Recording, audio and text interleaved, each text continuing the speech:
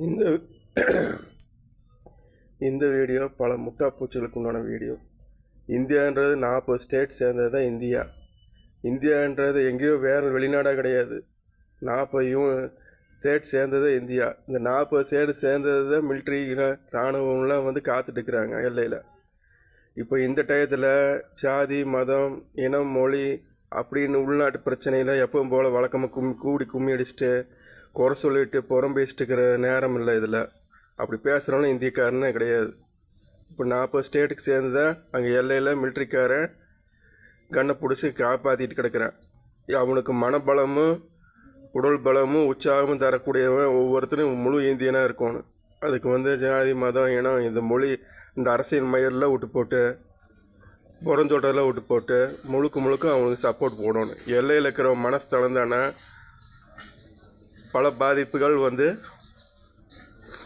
பாதிப்புகள் இந்தியாவுக்கும் நேரும். எல்லையில் இருக்கிற மனஸ்தலம் தானே இராணுவம் கொஞ்சம் தளர்ந்துச்சுன்னா அவ்வளோதான்.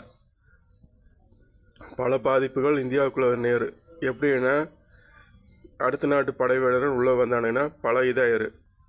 அதனால் 140 கோடி மக்களும் ஒழுக்கு மயிரை மூடிட்டு ஏன்டா இப்படி பார்த்து பேசுகிறேன்னு பார்க்குறீங்களா?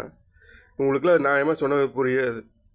தேசப்பற்றுன்னா என்னமோ டிவியில் சினிமாவில் பார்க்குற மாதிரி இருக்குவீங்க. அப்படி கிடையாது. தேசன்றது 140 கோடி மக்களும் சேர்ந்தது தான் தேசம். இந்தியான்றது முழு 140 கோடி தேசம். இதில் 40 கோடி ஸ்டேட் மக்களும் ஒன்று தான். இதில் எந்த ஜாதி மத வேறுபாடு இல்லாமல் ஒற்றுமையாக முழு பலத்தோட இராணுவத்துக்கு முழு சப்போர்ட் கொடுக்கணும்.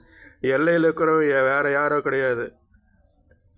நம்ம அண்ணன் தம்பி அப்பன் சித்தப்பன் எல்லா உறவு முறையில் ஏதோ ஒருத்தர் இருப்பான். குடும்பத்துக்குள்ள இருக்கிறவங்க தான் எல்லையில் இருக்கிற எல்லாமே நம்ம சகோதரர்கள் தான். நம்ம குடும்பம் சேர்ந்தவங்க தான். ஏதோ 3வது மனுஷன் உட்காந்து இந்தியாவை காப்பாற்றுற மாதிரி இந்தியான்னு இப்படிலாம் கிடையாது. பாரத நாடு ஒரு நாடு தான். நம்மளை காப்பாற்றுறக்கோசரம் தான் இந்தியா எல்லையில் போராடிட்டு இருக்கிறாங்க. இந்த சமயத்தில் முழு சப்போர்ட்டும் முழு ஆதரவும் கொடுக்கணும். புரிஞ்சுதா? அதையும் விட்டு போட்டு உள்நாட்டில் எவனாச்சும் அரசியல் பண்ணிவிட்டு அவனை குற்றம் சொல்கிறது இவனை குற்றம் சொல்கிறது ஏதாச்சும் பண்ணிட்டு இருந்தேன்னா நான் வந்தேன்னா கையை காலெல்லாம் முறிச்சு விட்ருவேன். அவன் போச்சு மூடிட்டு எல்லாத்துக்கும் ஒழுக்கும் போது ஆர்மிக்கு முழு சப்போர்ட் போடணும். புரிஞ்சுதா? நான் இப்படி தான் பேசுவேன். ஏன்னா இங்கே ஒவ்வொருத்தனுக்கு போய் விளக்கு வச்சு அவனுக்கு போய் தெளிவு சொல்ல வேண்டிய அவசியம் முடியாது. இவனு சோற திங்கிறானா பிய திங்கிறானுங்களா?